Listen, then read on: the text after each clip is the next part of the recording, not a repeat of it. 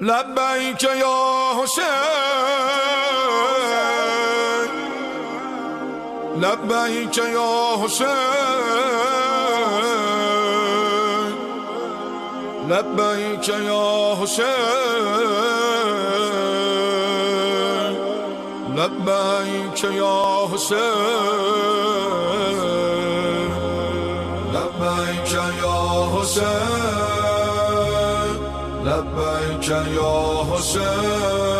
أعوذ بالله من الشيطان الرجيم. بسم الله الرحمن الرحيم.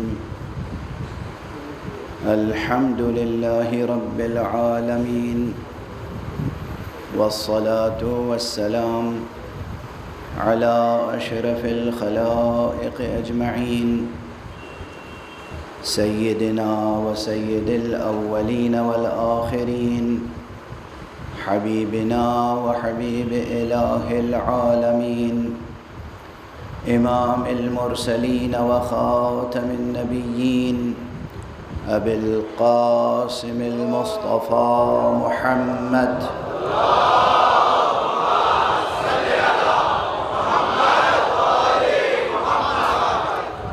وعلى أهل بيته الطيبين الطاهرين الهداة المهديين المعصومين المظلومين، واللعنة الدائمة على أعداء الحق والدين. أما بعد، فقد قال الله تعالى عز اسمه في محكم كتابه ومتقن خطابه. بسم الله الرحمن الرحيم.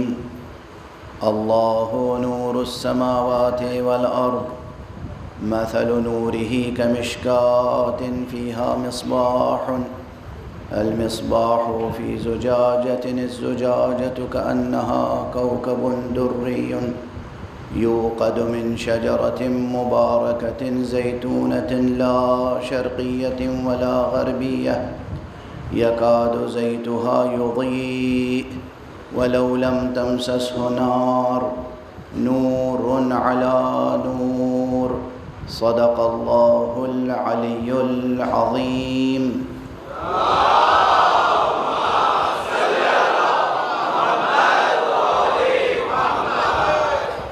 ایک اور بلند تر صلوات پڑھ دیں.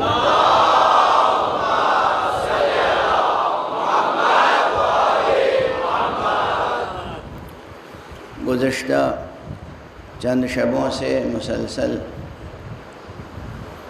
تذکرہ نورانی حضرت سید الشہداء علیہ السلام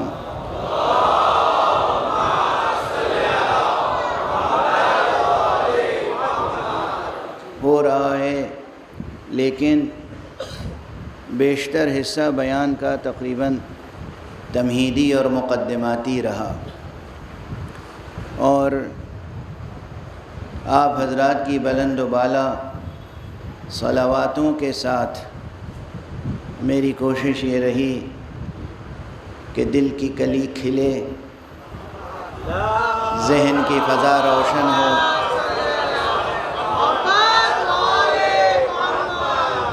ذہن کی فضا روشن ہو، اور ہم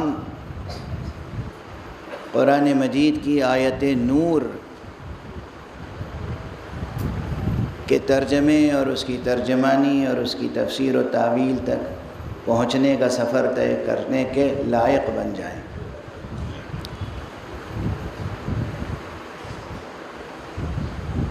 سورہ مبارکہ نور کی یہ آیت جو 35ویں آیت ہے، قرآن مجید کے استعاراتی نظام کا ایک حصہ ہے. اب یہ ذرا مشکل تعبیر ہو گئی. اب 2-3 دنوں سے بہت آسان گفتگو تھی، تو بعض میرے احباب ہیں جو آسان گفتگو کرتا ہوں تو وہ انہیں پسند نہیں آتی، وہ عادی ہو گئے ہیں اس انداز سے سننے کے.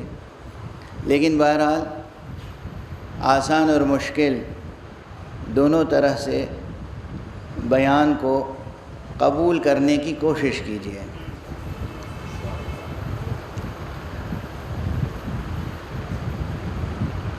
استعارہ کہتے ہیں میٹافر کو، اور تشبیہ کہتے ہیں سملی کو۔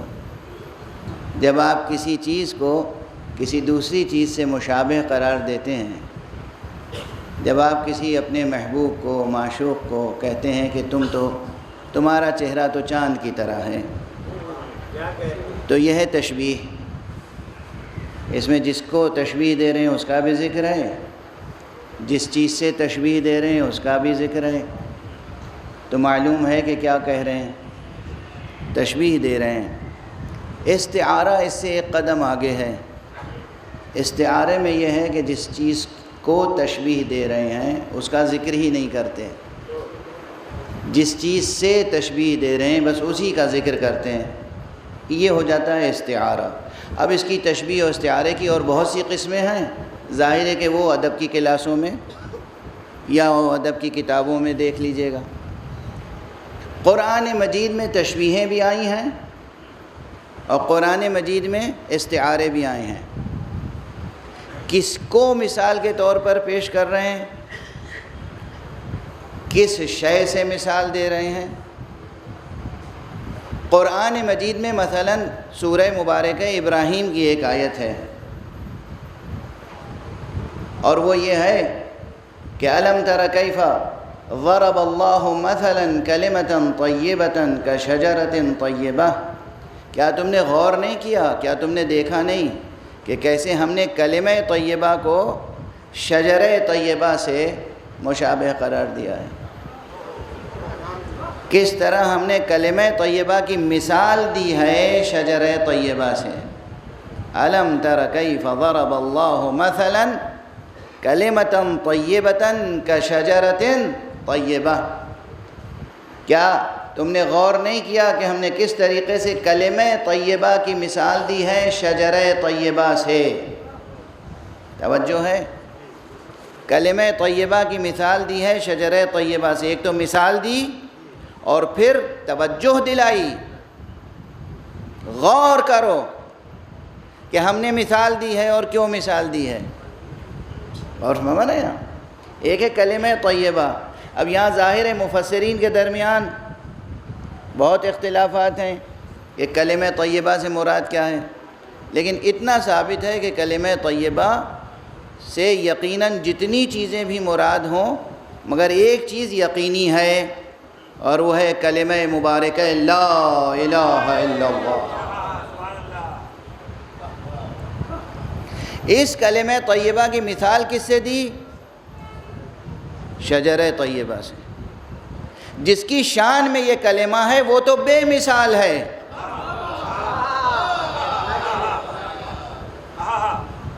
ذات گرامی حق سبحانہ و تعالی وہ ہے کہ لیس کمثلہ شیء،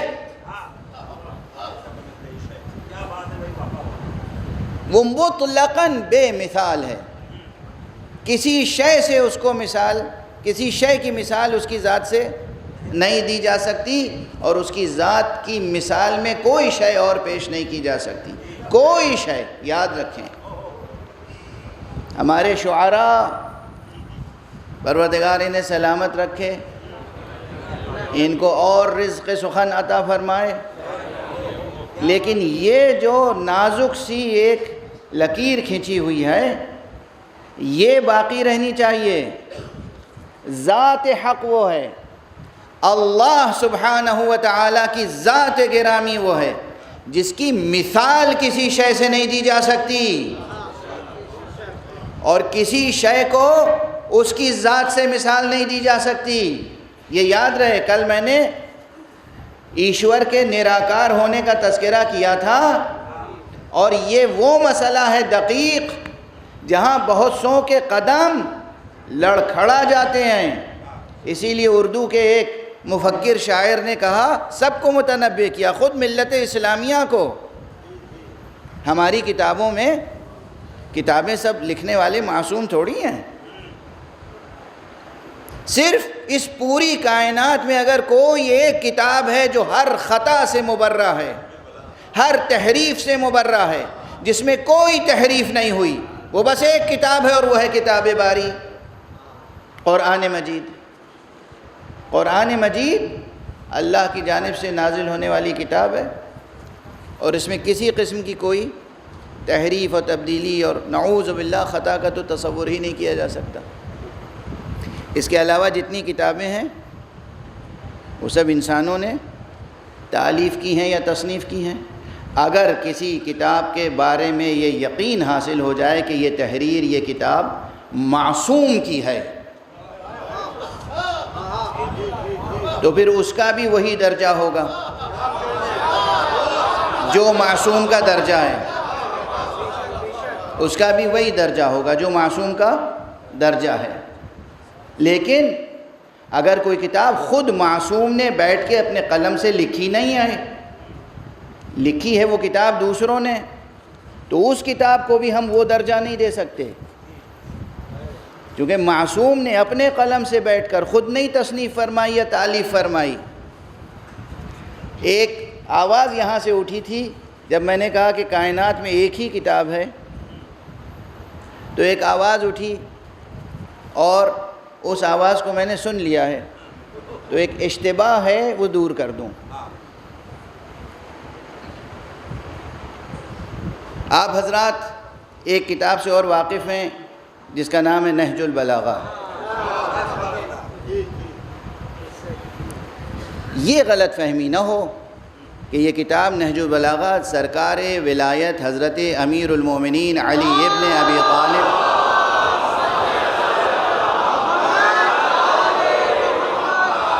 علیہ الصلاۃ والسلام نے اپنے دست مبارک سے بیٹھ کے شروع سے آخر تک پوری کتاب لکھی ہے، ایسا نہیں ہے جوانان عزیز، ایسا نہیں ہے۔ اور ایسا بھی نہیں ہے کہ جو کچھ ساری زندگی حضرت امیر المومنین علیہ الصلاۃ والسلام نے ارشاد فرمایا ہے، چاہے وہ مختصر گفتگو کے دوران ہو یا کسی قضیے کے فیصلے کے دوران ہو یا خطبات ہوں آپ کے جو نماز جمعہ کے خطبے ہیں، نماز عیدین کے خطبے ہیں، یا ویسے صلحوں اور جنگوں کے موقع پہ خطبے ہیں، یا آپ کے مواعظ ہیں، آپ کے درس ہیں، جو کچھ پوری زندگی میں تقریباً 63 برس کی زندگی میں جناب امیر المومنین نے ارشاد فرمایا، اس سب کا مجموعہ نہج البلاغہ نہیں ہے۔ حضرت کے بعد سن 406 ہجری میں، حضرت کا زمانہ کیا ہے؟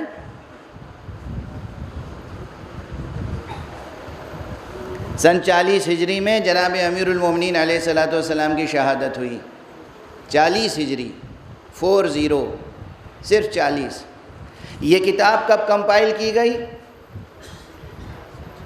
406 یا اس کے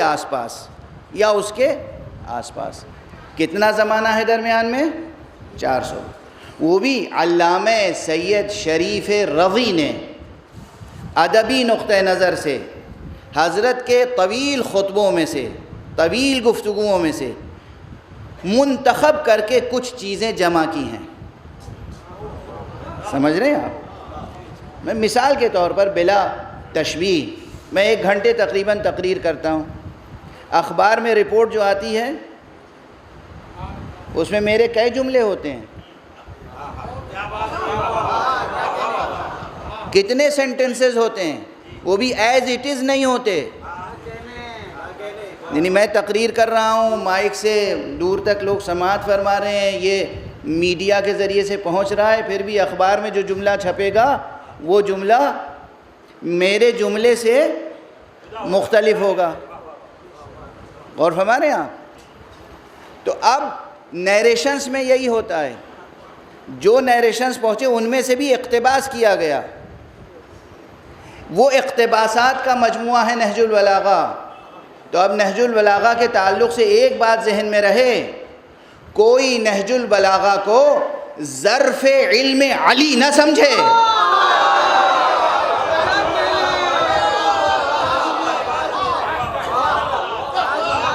نہج البلاغہ کشکول رضی کا نام ہے، ظرف علم علی کا نام نہیں۔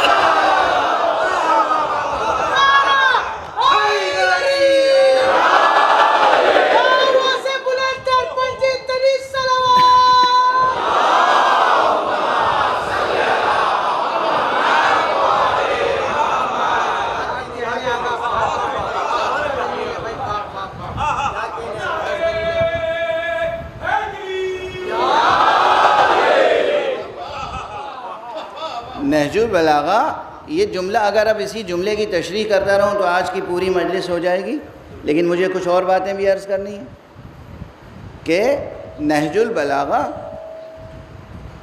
کشکول رضی کا نام ہے۔ کشکول کسے کہتے ہیں؟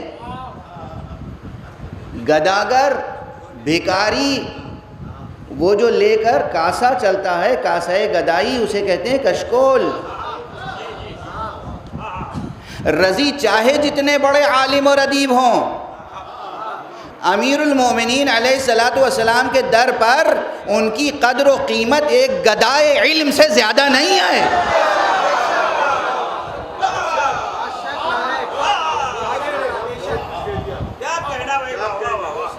رضی ہوں، ان کے بڑے بھائی سید مرتضیٰ ہوں، یا کوئی بھی اپنے وقت کا بڑے سے بڑا عالم ہو، کوئی بھی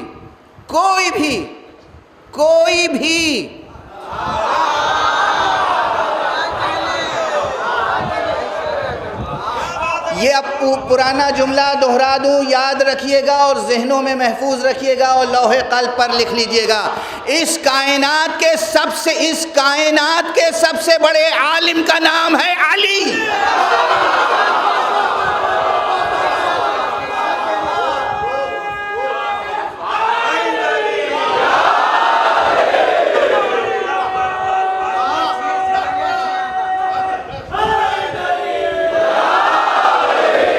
اور قبل اس کے کہ سنبھل کے پورا کر لینے دیجیے جملہ، قبل اس کے کہ آپ غلو کا الزام لگائیں، ایک جملہ کہہ دوں، آپ کے تمام اعتراضات کا سد باب ہو جائے گا۔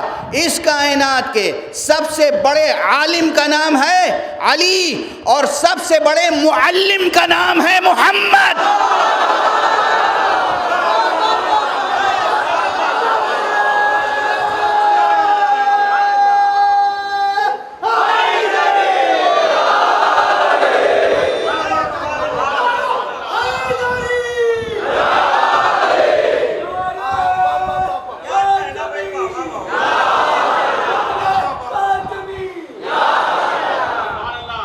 اور مصطفیٰ وہ ذات ہے، وہ معلم ہے، مصطفیٰ وہ معلم ہے جس کے آغوش میں تعلیم و تربیت پانے والے عالم کا نام ہے علی۔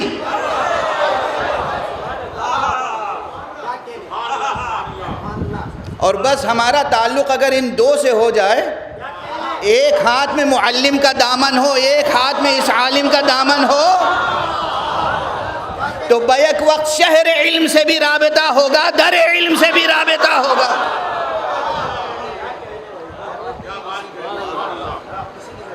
اور پھر ممکن ہے کہ جہل کی سیاہ آندھی قریب سے بھی گزر جائے۔ بہرحال تو نہج البلاغہ کتاب ہے، سید رضی کی تالیف ہے، ان کی ایڈٹ کی ہوئی کتاب ہے، بہت محترم کتاب ہے، مگر ظرف علم علی نہیں ہے۔ ظرف علم علی ہو کیسے سکتی ہے یہ کتاب؟ علی کی ذات وہ ہے جسے قرآن مجید میں حق سبحانہ و تعالی نے کہیں کتاب مبین کہا ہے، کہیں امام مبین۔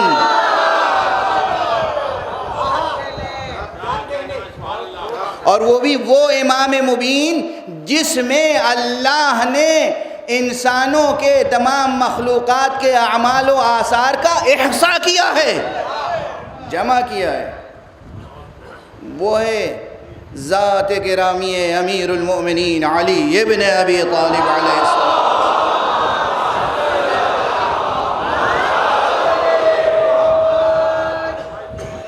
بہرحال بات سے بات نکلتی چلی آتی ہے، تو جو عرض کرنا ہوتا ہے وہ جملہ بھی ادھورا رہ جاتا ہے۔ میں عرض تو یہ کر رہا تھا کہ قرآن مجید میں تشبیہیں بھی ہیں اور استعارے بھی ہیں، سیملیز بھی ہیں، میٹافرس بھی ہیں۔ یہ جو ہے آیت نور، اس میں بیک وقت تشبیہ بھی ہے اور استعارہ بھی۔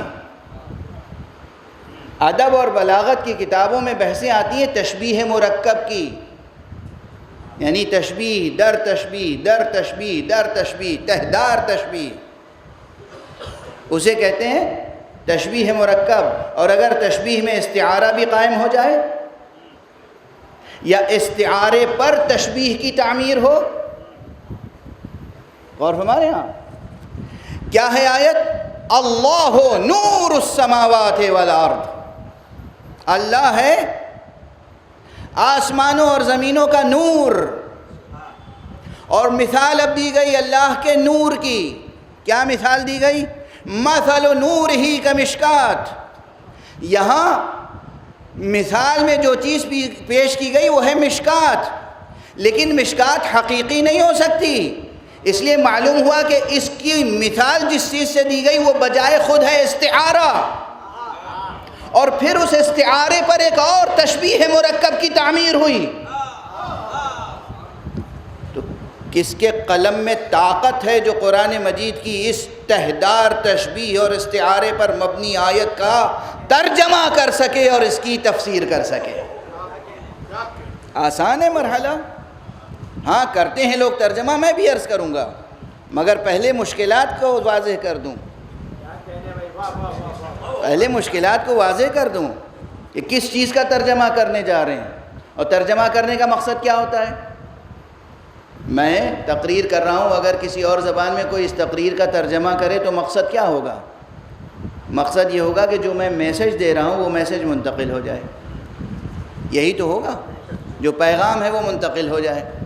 تو ترجمہ اور ترجمانی اور تفسیر، ان سب کا ہدف اور مقصد ایک ہے کہ اس آیت مبارکہ میں جو پیغام اللہ سبحانہ و تعالیٰ نے انسان کی نگاہ کو جس طرف موڑا ہے، نظر ادھر ہی مڑے، کہیں اور نہ جائے۔ واضح ہے؟ جب کہا اللہ نور السماوات والارض، اللہ ہے آسمانوں اور زمینوں کا نور، تو فوراً توجہ سب کی گئی کس کی طرف؟ اللہ کی طرف۔ لیکن وہ ذات ایسی ہے جو نہ کسی کے دامن نگاہ میں سمٹ سکتی ہے، نہ دامن ذہن میں سمٹ سکتی ہے، نہ دامن خیال میں سمٹ سکتی ہے۔ ممکن نہیں ہے کہ اس کی ذات کا کوئی بھی تصور کسی ذہن میں آ جائے۔ جو چیز ذہن میں آ جائے گی وہ خدا نہیں رہ سکتی۔ اس لیے خدا کی طرف جتنی نگاہیں اٹھیں، فوراً کہا مثل نورہ کمشکات، اس کے نور کی مثال مشکات کیسی ہے؟ توجہ موڑی، توجہ موڑی تو جس طاق کی طرف، جس در کی طرف، جس دیوار کی طرف، جس بیت کی طرف نظر موڑی ہے وہیں جائے، کسی اور بیت کی طرف نہ جائے۔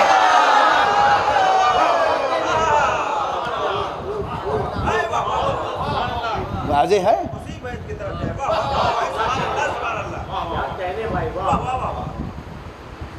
ترجمے اور ترجمانی اور تفسیر کا مقصد سمجھ رہے ہیں آپ؟ ورنہ معلوم ہوا کہ ڈکشنری کھول کے بیٹھ گئے اور ڈکشنری میں ڈھونڈ رہے ہیں معنی۔ اب اتنی بار یہ جملہ کہہ چکا ہوں کہ دہراتے ہوئے مجھے شرم آتی ہے، مگر یہ بچوں کو یاد دلانے کے لیے کہہ لینے دیجئے کہ ڈکشنری میں کبھی میننگ نہیں ملتی۔ ڈکشنری میں کیا ملتا ہے؟ لفظ کے بدلے لفظ، میننگ نہیں ملتی۔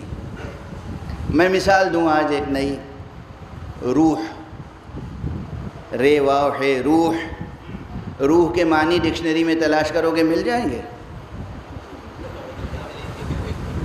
ڈکشنری میں روح ہے؟ روح تو آپ کے اندر ہے، روح تو آپ کے اندر ہے موجود، ڈکشنری میں روح نہیں ہے۔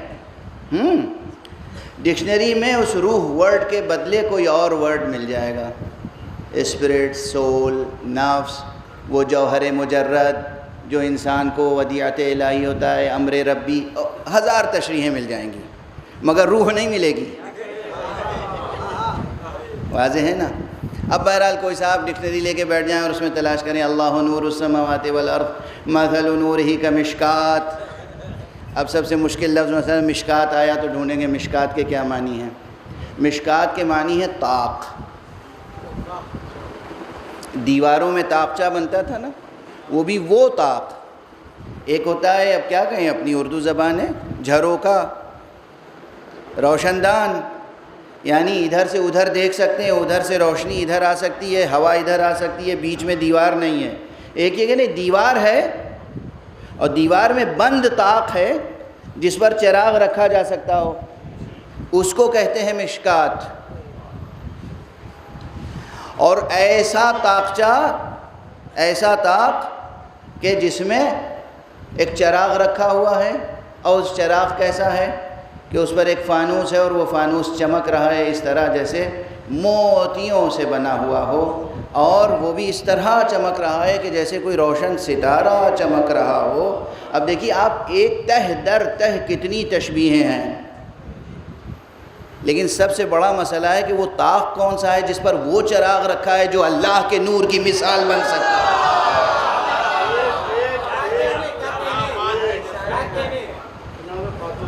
غور فرما رہے ہیں آپ؟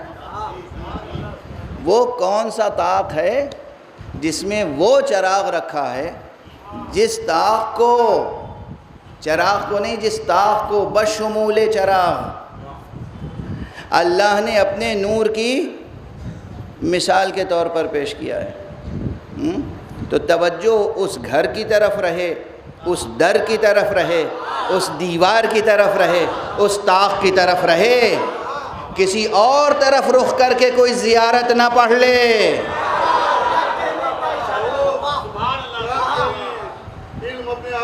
غور فرما رہے ہیں آپ؟ توجہ برقرار رکھیے. بس اگر اسی انداز سے میں صرف ترجمے کی مشکلیں اور ترجمہ مرحلہ و مرحلہ کرتا رہا تو وقت گزر جائے گا. آج اتنا سمجھ لیجئے، یہیں پہ دامن بیان کو سمیٹنا شروع کر رہا ہوں تاکہ وقت کے اندر گفتگو تمام ہو سکے. پہلے فقرے پہ آ جائیے. اللہ نور السماوات والارض، اللہ آسمانوں اور زمینوں کا نور ہے. اب جو لوگ عربی زبان کے شجروں سے واقف ہیں کہ عربی میں کس طریقے سے ایک روٹ ورڈ سے بہت سے ورڈز بنتے چلے جاتے ہیں، کل ایک سعادت مند جوان نے مجھ سے یہ سوال کیا تھا. اور پھر جو ایٹیمالوجی ہے عربک ورڈز کی، اس سے آگے بڑھ کے پھر آتی ہے بلاغت کی بات، اور وہاں پر یہ مسئلہ کھڑا ہوتا ہے کہ کہاں پر مصدر اس میں فاعل کے معنی میں استعمال ہو جاتا ہے، کہاں مصدر اس میں مفعول کے معنی میں استعمال ہوتا ہے. یعنی لفظ ہے مصدر اور وہ استعمال ہو رہا ہے اس میں فاعل کے طور پر، لفظ ہے مصدر استعمال ہو رہا ہے اس میں مفعول کے طور پر. اشارہ کر رہا ہوں، یہ صرف جو حضرات ذوق رکھتے ہیں، جو حضرات ذوق نہیں رکھتے ہیں، بہرحال کوئی جملہ جب کان میں پڑتا ہے اور ذہن تک پہنچتا ہے تو کوئی نہ کوئی اس کا اثر ہوتا ہے. سن لیجئے آپ. تو یہاں پر بعض مفسرین کی ایک رائے یہ ہے کہ جو کہا گیا اللہ نور السماوات والارض، اللہ آسمانوں اور زمینوں کا نور ہے، یہاں لفظ نور سے مراد دراصل منور ہے. یعنی اللہ آسمانوں اور زمینوں کو روشن کرنے والا ہے. اللہ، اہل ظاہر کو یہ تفسیر زیادہ پسند ہے، اہل باطن کی باتیں الگ ہیں. اللہ آسمانوں اور زمینوں کو، اللہ اس پوری کائنات کو، اللہ اس عرصہ ممکنات کو روشن کرنے والا ہے، منور ہے.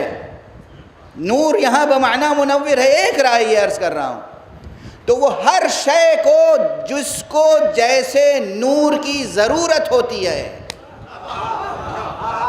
اس کو ویسا نور فراہم کرتا ہے.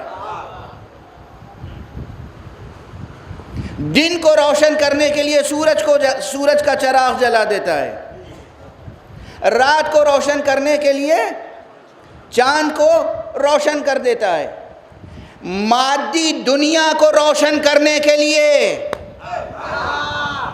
مادی نور خلق کرتا ہے، لیکن روحوں کو روشن کرنے کے لیے وہ مجرد نور خلق کرتا ہے. اس مجرد نور میں کسی کا نام مصطفیٰ ہے، کسی کا نام مرتضیٰ ہے، کسی کا نام حسین سید الشہداء۔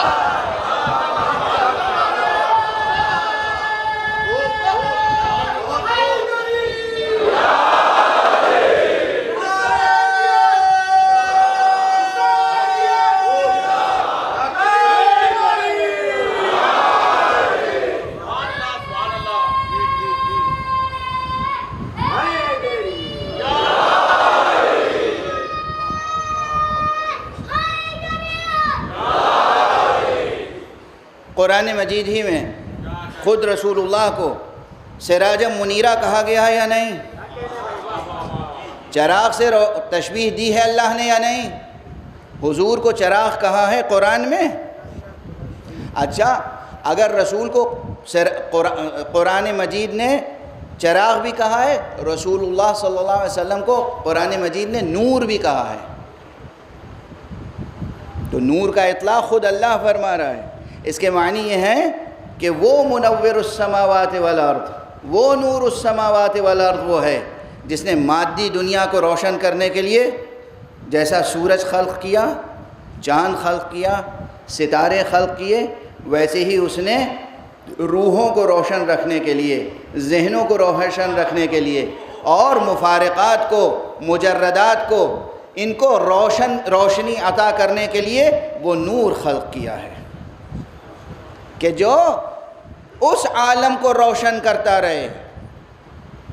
اور اگر پیغمبر اکرم کے لیے بہت سے مطالب ہیں ذہن میں جو عرض کرنا چاہتا ہوں، مگر دامن وقت میں گنجائش نہیں ہے، یہ چند دن گزر جائیں گے تیزی سے، بحث اپنی جگہ ٹھہری رہے گی، مکمل نہیں ہو پائے گی، پہلے عرض کر دوں۔ اس لیے آپ کی ذہانتوں پہ بھروسہ کر کے، بہت سی بحثیں حذف کر کے اور نتیجے عرض کر دیتا ہوں۔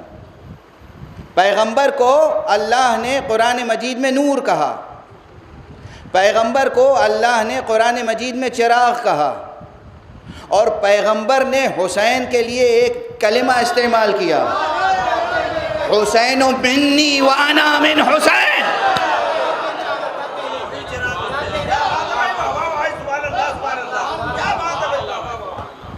اب اگر حضور کی ذات گرامی بنفس قرآن نور ہے، اگر حضور کی ذات گرامی بنفس قرآن چراغ ہے، تو مجھے کہنے میں کوئی تعمل ہے؟ کسی اور سے سند چاہیے، دلیل چاہیے، برہان چاہیے؟ حسین مجسم نور ہے، حسین مجسم چراغ ہے۔ اگر زندگی میں کامیابی حاصل کرنی ہے تو حسین کے انوار کی روشنی میں زندگی بسر کرو، اور حسین کے اقدار کے ساتھ ساتھ زندگی بسر کرو۔ صلوات پڑھ دیں محمد و آل محمد۔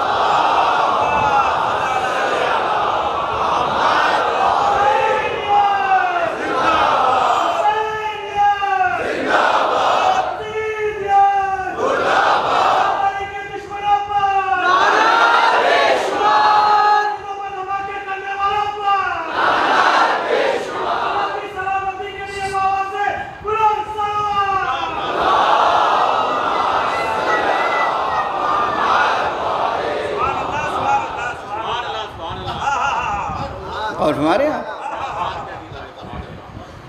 ویسے یہ حدیث بھی آپ نے لاکھوں بلکہ لاکھوں سے بھی زیادہ بار سنی ہوگی، لیکن خدا کی قسم کتنی حسین ہے یہ حدیث۔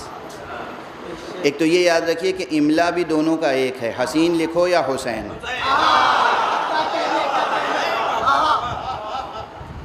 ہے سین یہ نون، حسین لکھو یا حسین۔ اب یہ تمہارے ذوق پر ہے اور فراست پر ہے کہ کہاں یہ لکھا ہوا لفظ حسین پڑھو، کہاں حسین۔ لیکن یہ حدیث جو ہے حضرت کی، کتنی تمام پورے لاکھوں حدیثوں کے ذخیرے میں ایسی چمکتی ہوئی حدیث ہے کہ لفظ حسین سے شروع ہوتی ہے، لفظ حسین پہ ختم ہوتی ہے۔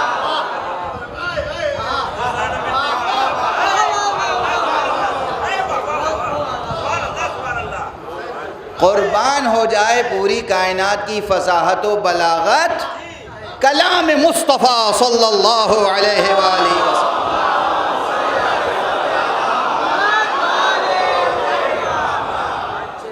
کتنی حدیث، کیسی نورانی، کیسی روشن، کیسی حسین حدیث مبارک ہے، حسین منی وانا من حسین.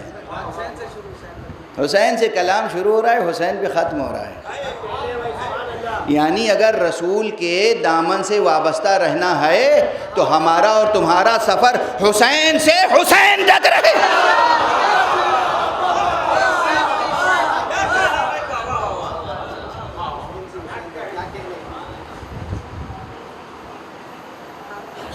آپ کی ذہانتوں پہ رشک آتا ہے، دل سے دعائیں نکلتی ہیں، اور ان لوگوں کی ذہنیتوں پہ افسوس ہوتا ہے جو یہ باتیں سمجھ نہیں پاتے.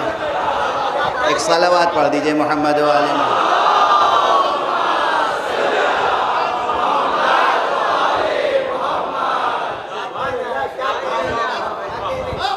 اگر دل و جان کے ساتھ، اگر پورے وجود کے ساتھ وابستہ دامان مصطفیٰ رہنا ہے، وابستہ دامان ختم نبوت رہنا ہے، تو سفر حسین سے شروع کرو، حسین پہ ختم کرو. حسین سے حسین تک سفر رہنا چاہیے. یہ وہ سفر ہوگا جو بالکل انوار حسینی میں ہوگا.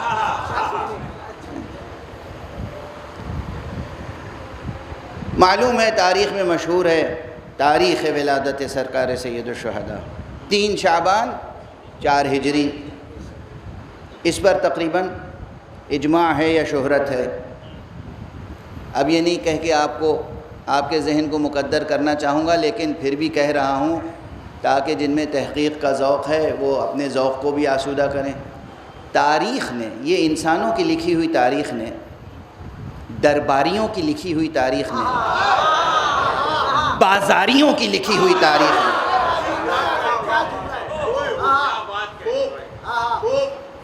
اس تاریخ نے اللہ اور اللہ والوں کے ساتھ ہمیشہ خیانت کی ہے. حق ادا نہیں کیا، حق ادا نہیں کیا. تو سرکار سید الشہداء کی شخصیت ہو یا خود رسول اللہ صلی اللہ علیہ وآلہ وسلم کی شخصیت،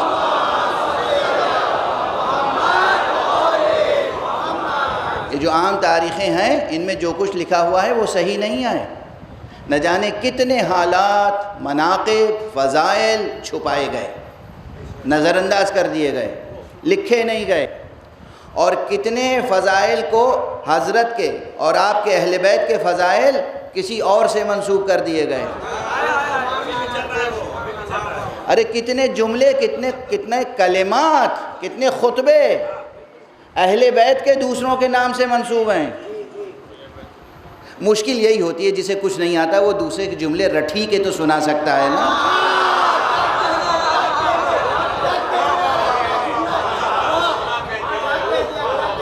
آپ خود نہیں تقریر کر سکتے تو کیا کریں گے پھر؟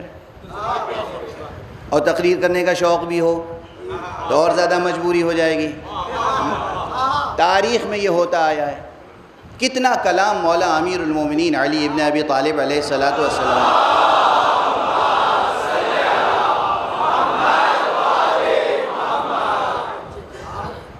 ایسوں کے نام سے منسوب کیا گیا جنہیں ہاتھ میں قلم پکڑنے کی تمیز نہیں تھی، جنہیں منبر پہ بیٹھنے کی تمیز نہیں تھی، جن کا لہجہ درست نہیں تھا. نہ جانے کتنے گونگوں اور ہکلوں کے نام فصاحت و بلاغت کے دیوان کر دیے گئے. اور ہمارے یہاں یہ ظلم و ستم ہوا ہے. چنانچہ تاریخ اہل بیت تلاش کرنے اور صحیح مطالب کو حاصل کرنے کے لیے بہت عرق ریزی کرنی پڑتی ہے، بہت راتوں کو آنکھوں میں کاٹنا پڑتا ہے، آنکھوں کے تیل سے چراغ روشن کرنا پڑتا ہے، بہت محنت کرنی پڑتی ہے. تو یہ جو تاریخیں ہیں نا، ولادت کی تاریخیں، کسی بھی معصوم کی ولادت کی تاریخ پر اتفاق رائے مورخین کو نہیں ہے. کتنے اقوال موجود ہیں، مل جاتے ہیں. لیکن بہرحال مشہور اور ہمارے ہاں مقبول تاریخ یہی ہے کہ 3 شعبان سن 4 ہجری حضرت سید الشہداء امام ابو عبداللہ الحسین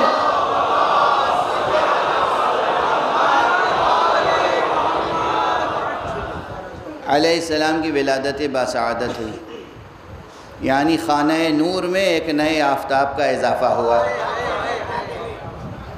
اور شجرہ نور تناور ہوا، اور پیدا ہوتے ہی وہ کرامتیں سامنے آئیں، وہ منقبتیں سامنے آئیں، وہ فضیلتیں سامنے آئیں، جس نے یہ بتا دیا کہ یہ پیدا ہونے والا وہ ہے جو دنیا میں اس زمین پر رہنے والوں کے لیے بھی شفاعت کا سبب بنے گا اور عالم ملکوت میں رہنے والوں کے لیے بھی شفاعت کا سبب بنے گا۔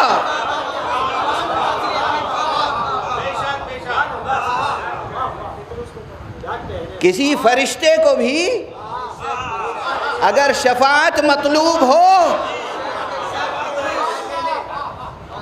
تو وہ ارے یہ شفاعت کے منکر انسان کس شمار قطار میں ہیں، کس شمار قطار میں؟ جہاں فرشتے قطار میں لگے ہوں کہ حسین ایک چشم کرم فرما دیں۔ اور دیکھیے ابھی میں نے کیا عرض کیا تھا کہ حضور کے دامن سے وابستہ رہنا ہو تو حسین سے سفر شروع کرو، حسین تک کیا حسین سفر ہوگا، کیا عظیم سفر ہوگا، کیا نورانی سفر ہوگا۔ آیا فرشتہ کس کے پاس؟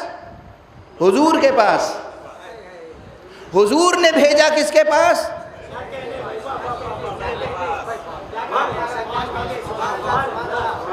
فرشتہ آیا تھا سرکار رحمت للعالمین کی بارگاہ میں۔ اچھا اگر دقت نظر سے آپ حدیثوں کو پڑھیں، صحیح السند حدیثیں، وہ حدیثیں جو ثقات نے نقل کی ہیں، وہ حدیثیں جو معتبر روایتوں سے ہیں، جو حسان ہیں، حسن ہیں ان کی روایتیں اور اسناد، ان روایتوں میں ایک ذخیرہ ہے بہت بڑا جس میں اس طرح کی مثالیں موجود ہیں۔ کوئی پوچھنے آیا کوئی سوال، حضور تشریف فرمائیں، امیر المومنین تشریف فرمائیں، حضرت حسن تشریف فرمائیں، حضرت امام حسین تشریف فرمائیں، وہ آیا حضور کے پاس سوال کرنے اور حضرت نے اپنے نواسوں میں سے کسی کی طرف اشارہ کر دیا، کہا ان سے پوچھ لو۔ اب وہ حیرت سے دیکھ رہا ہے، اس کی آنکھیں واقعی حیران ہو رہی ہیں، بچے کو دیکھ رہا ہے، اس کی حیرت دیکھ کے کبھی اس شہزادے نے کبھی اس شہزادے نے خود ہی کہا حیرت کس بات کی ہے، تم سوال کرو یا میں یہ بھی بتاؤں کہ سوال کیا ہے تمہارا۔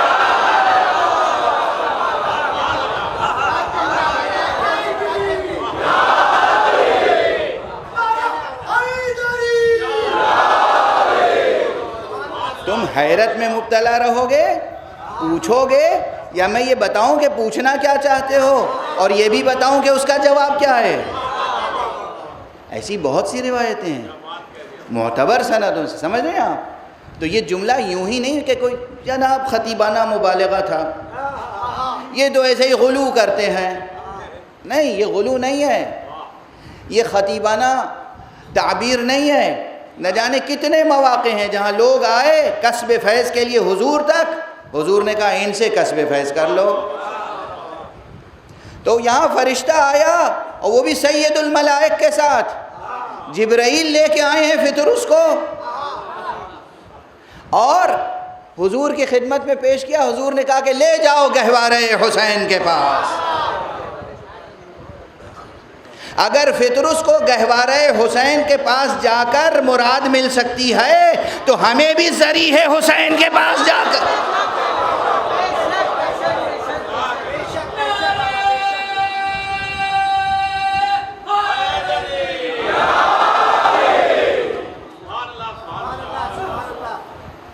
یہ بدعتیں نہیں ہیں، یہ شرک نہیں ہے، یہ تو وہ راستہ ہے جو رسول دکھا کے گئے ہیں۔ اب جو لوگ رسول کی بات نہ ماننے کے شروع سے عادی ہوں، انہیں آج ہم کیسے سمجھا سکتے ہیں؟ صلوات پڑھ دیں محمد و آل محمد۔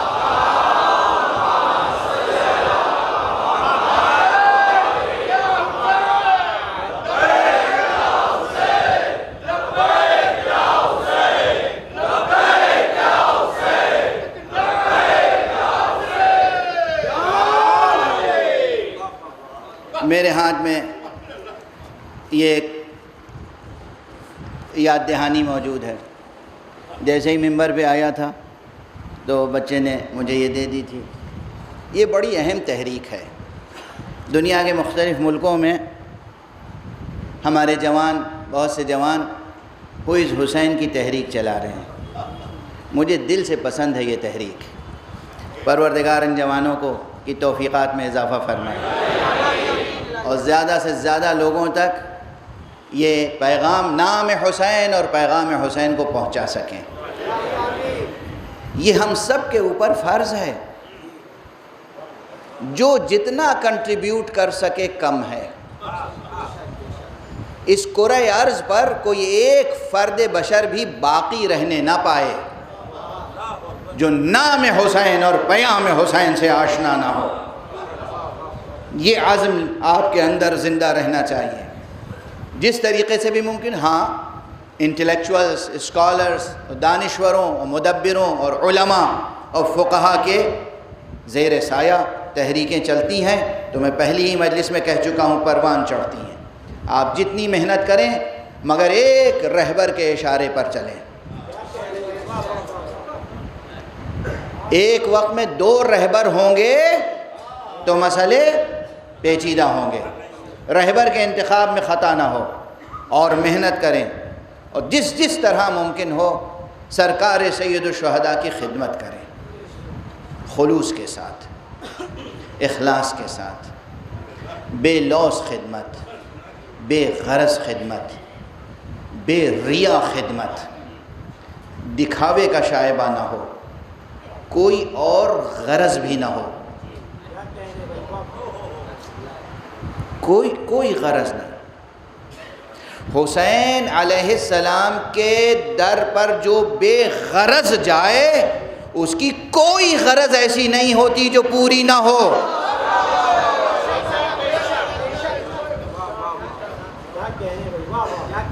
یہ یاد رکھنا، بھروسہ رکھو خدا پر۔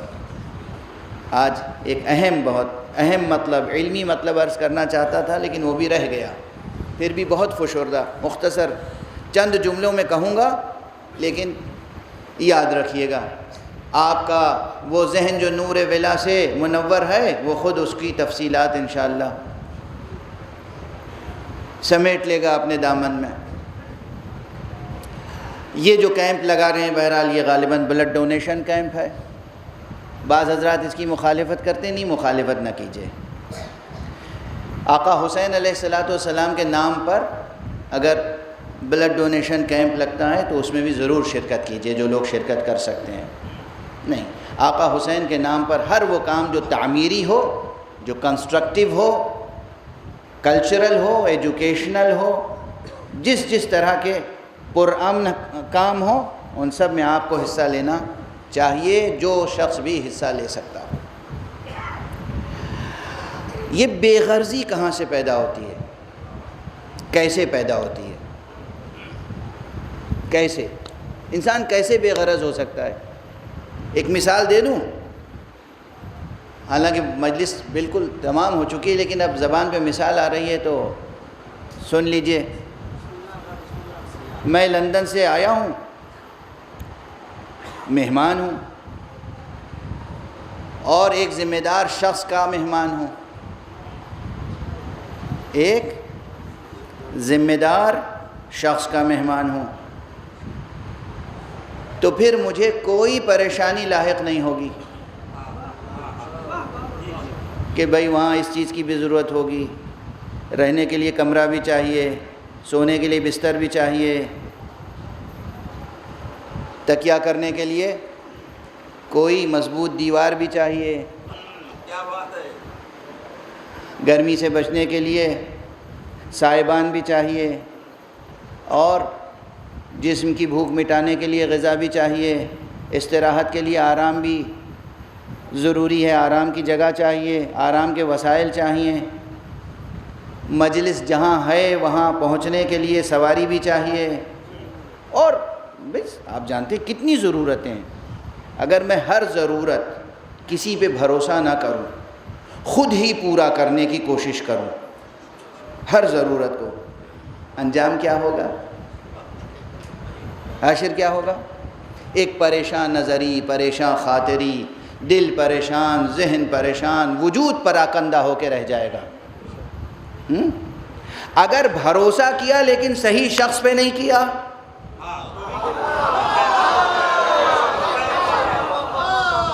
تو بھی نتیجہ کیا ہوگا؟ اس سے بھی بدتر۔ لیکن اگر بھروسہ کیا اور صحیح ذمہ دار شخص پر بھروسہ کیا تو اب کوئی فکر ہی نہیں ہے، کوئی فکر نہیں ہے۔ غور فرما رہے ہیں آپ؟ بس یہ بہت بڑی مثالیں دوں تو پورے 1 گھنٹے کا لیکچر صرف اسی عنوان پر ہو جائے۔ لیکن اگر کسی ذمہ دار ذات پر بھروسہ کیا تو پھر کوئی پریشانی نہ دل کو لاحق ہوگی نہ ذہن کو۔ اسی لیے اللہ نے نبیوں کو بھیجا اور اماموں کو بھیجا اور کلمہ توحید سے آشنا کیا۔ تم کچھ نہ تھے تو میں نے تمہیں وجود عطا کیا، تم اپنی بھوک نہیں مٹا سکتے تھے تو ہم نے ماں کے سینے سے تمہاری غذا فراہم کی، تم کچھ نہیں کر سکتے تھے تو تمہاری ہر ضرورت کو پورا کیا۔ اب جب بڑے ہو گئے تو ادھر ادھر پریشان کہاں ہوتے ہو؟ خدا کی ذات پر بھروسہ کرنا سیکھو۔ توکل، توکل، 2 لفظیں یاد رکھیے گا۔ توحید کا نظریاتی پورا نظام اس لیے انٹروڈیوس کیا گیا تاکہ عملی طور پر توکل اختیار کر سکیں۔ جس کی زندگی میں توکل نہیں ہے وہ اہل توحید نہیں ہو سکتا۔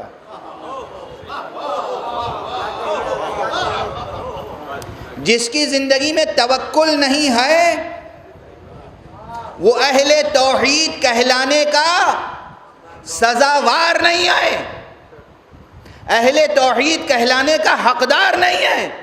وہی ہوگا اہل توحید جو عملی طور پر توکل رکھتا ہو، یعنی بھروسہ حق سبحانہ و تعالی پر، بس اللہ پر بھروسہ۔ جو اللہ پر بھروسہ رکھتا ہو اور توکل رکھتا ہو اسی کی یہ شان ہوتی ہے کہ دنیا و ما فیہا سے بے نیاز ہوتا ہے، اور پھر کوئی بھی مقابلے پر آئے اگر اس سے بیعت طلب کرتا ہے تو ایک ہی جملہ کہتا ہے، ان مثلی لا یبایع مثلہ، مجھ جیسا اس جیسے کی بیعت نہیں کر سکتا۔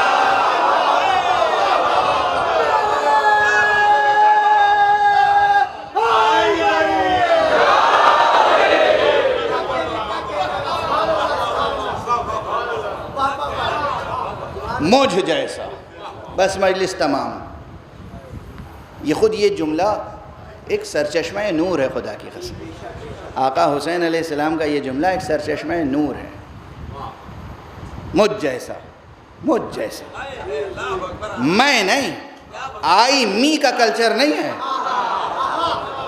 نعوذ باللہ سرکار سید الشہداء کو کوئی خسیس، کوئی رقیق، کوئی شقی، کوئی لعین انانیت یا تکبر یا اس طرح کے الزامات لگانے اور اتہامات لگانے کی کوشش نہ کرے۔ اس لیے کہتے ہیں کہنے والے، اس لیے یہ سخت جملے آ جاتے ہیں میری زبان پر۔ بعض حضرات نے کہا آپ دن بدن تلخ ہوتے جا رہے ہیں۔ میں نے کہا بالکل صحیح ہے، اور مجھے اپنی تلخی پہ کوئی شرمندگی بھی نہیں ہے۔ 1400 برس گزر گئے، 1500 برس گزر گئے، اب بھی اگر محمد اور آل محمد سمجھ میں نہیں آئے تو کب تک ہم مسکرا کے آپ کو برداشت کریں گے؟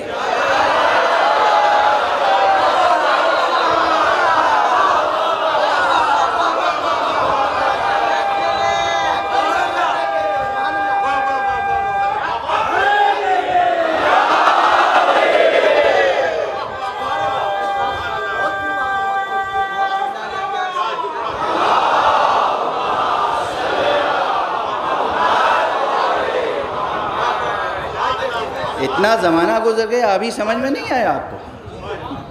ابھی کہتے ہیں چونکہ بنی ہاشم میں ایک انانیت تھی اور وہ چاہتے تھے کہ ان کی سلطنت رہے، اور حسین کے والد علی چونکہ خلیفہ رہ چکے تھے تو حسین چاہتے تھے کہ یہ خلافت میرے گھر سے باہر نہ نکلے۔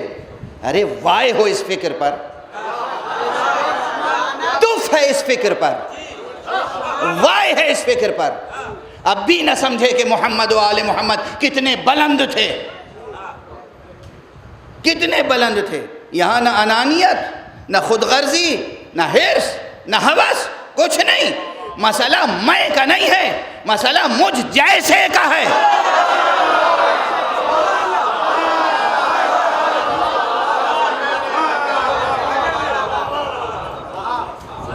مجھ جیسا سمجھنا ہو، یہ مجھ جیسا کیا مطلب؟ مجھ جیسا کیا مطلب؟ پھر پلٹ کے جاؤ، حسین منی وانا من حسین۔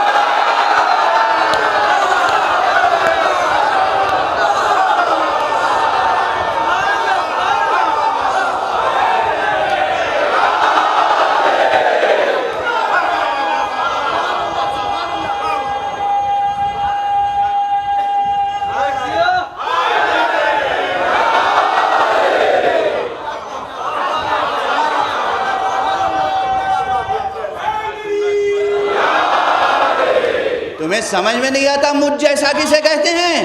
مجھ جیسا یعنی محمد، مجھ جیسا یعنی علی، مجھ جیسا یعنی حسن، مجھ جیسا اس جیسے کی بیعت نہیں کر سکتا، ممکن نہیں ہے۔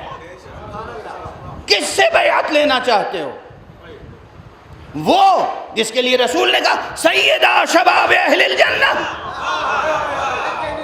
یہ جنت والوں کے سید و سردار ہیں۔ سید و سردار سے بیعت لے کے بھی تم جنتی رہ جاؤ گے؟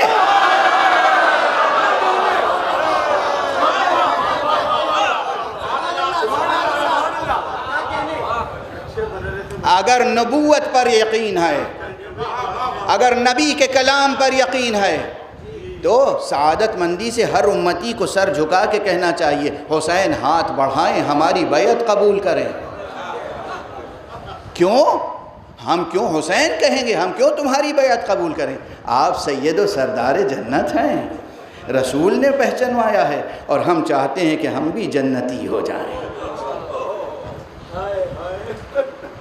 حسین سے خدا کی قسم وہی حسین سے بیعت طلب کر سکتا ہے جس کا نہ نبوت پہ یقین ہو، نہ آخرت پر۔ جنت پہ یقین ہی نہ ہو، جنت پر یقین ہی نہ ہو، آخرت پر یقین ہی نہ ہو، نبوت پر یقین ہی نہ ہو، وہی حسین سے بیعت طلب کر سکتا ہے، اور کوئی طلب نہیں کر سکتا، نہ حسین سے، نہ حسین جیسے سے۔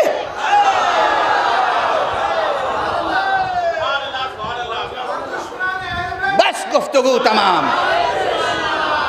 گفتگو تمام۔ دو جملے عرض کروں گا، آپ کی طبیعتیں منقلب ہو جائیں گی۔ حسین نے انکار کیا بیعت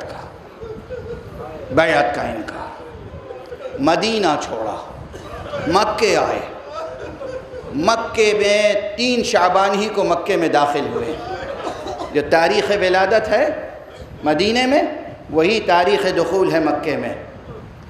3 شعبان کو مکے میں داخل ہوئے، 8 ذی الحجہ تک مکے میں رہے۔ 8 ذی الحجہ کو سرکار سید الشہداء نے ایک مرتبہ حج کو عمرے سے بدل کے منی کو چھوڑ کر رشک منی کربلا کا سفر کیا۔ سفر حسین کا جاری تھا، بس 2 جملے، آقا کا سفر جاری تھا کہ راستے میں کوفے کی طرف سے آتے ہوئے 2 شخص نظر آئے۔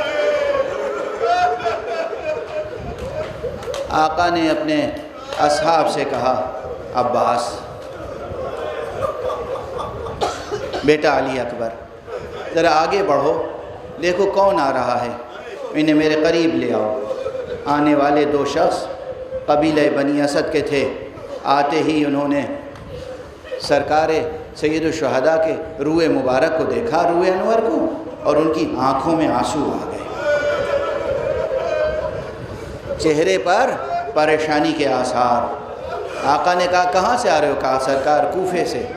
کوئی خبر ہے؟ کہاں ہے تو مگر سب کے سامنے نہیں عرض کر سکتے۔ کہا نہیں، اطمینان رکھو، یہ سب ہمارے دل و جگر کے ٹکڑے ہیں، جو کہنا ہو کہو۔ کہا آقا کیا بتاؤں، جب مدینے سے چل رہا تھا، جب کوفے سے نکل رہا تھا تو آپ کا سفیر محترم اس کے پاؤں میں رسیاں باندھ،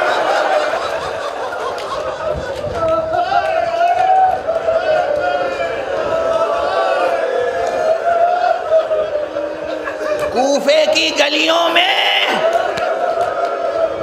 بے ادبی کی جا رہی تھی۔ آقا حسین، مسلم ابن عقیل اور ان کو اپنے گھر مہمان رکھنے والے ہانی ابن عروہ دونوں کو قتل کر دیا گیا۔ اجرکم علی اللہ۔ آوازیں بلند ہیں، مجلس کا وقت تمام ہو چکا ہے، بس ایک جملہ عرض کروں گا۔ اقدار حسین، اقدار حسین، ویلیوز، مورل ویلیوز۔ بات پریشانی کی تھی، سنو کیسی ہی پریشانی ہو، پریشانی سب سے پہلے کس کا خیال آیا؟ حسین کو سنا، اور اس کے بعد فوراً خیمے میں گئے، مسلم کی یتیم بچیوں کو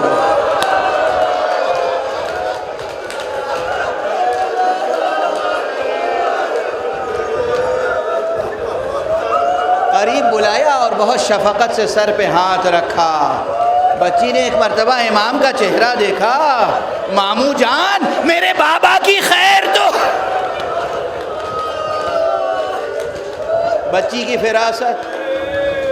فراست، سرکار سید الشہداء نے بچی کو تسلی دی، سینے سے لگا لیا۔ سگی بھانجیاں ہیں، جناب مسلم نے عقیل کی زوجہ مبارکہ امیر المومنین کی بیٹی ہیں، جن کا نام بھی رقیہ تھا۔ بھانجیوں کو قریب بلایا اور جو زیورات اپنی بیٹی کے لیے رکھے تھے وہ گوہر، وہ گوشوارے یتیم بچیوں کی نظر کر دیے۔ ہائے حسین، بتا رہے ہیں کوئی شہید ہو جائے تو اس کے بچوں سے کیسا سلوک کیا جاتا ہے، مگر اللہ اکبر کربلا، ادھر حسین شہید ہوئے، ادھر یتیمان حسین کے رخساروں پر تماچے لگائے، کانوں سے گوہر لوٹے گئے، خیموں میں آگ لگائی گئی، زمین سے تا آسمان ملائکہ کی فریادیں بلند تھیں، واہ حسینہ واہ علیہ، انا للہ و انا الیہ راجعون، رضا بقضائہ و تسلیما لامرہ۔ پروردگار علوم قرآن اور معارف اہل بیت سے آشنا فرما، پروردگار معبود پالنے والے ملت اسلامیہ کو تہذیب محمد و آل محمد کے سانچے میں ڈھال دے۔ پروردگار ہمارے جوانوں کے جوش اور جذبے میں اور ثبات و استقلال و برکت عطا فرما، ہم کو اور ہمارے جوانوں کو پوری دنیا میں نام حسین اور پیغام حسین پہنچانے کی توفیق عطا فرما۔ پروردگار معبود ہمارے سروں پر رہبر معظم حضرت آیت اللہ العظمیٰ سید علی حسینی خامنئی کا سایہ برقرار رکھ، ان کو اپنی خاص حفظ و امان میں رکھ۔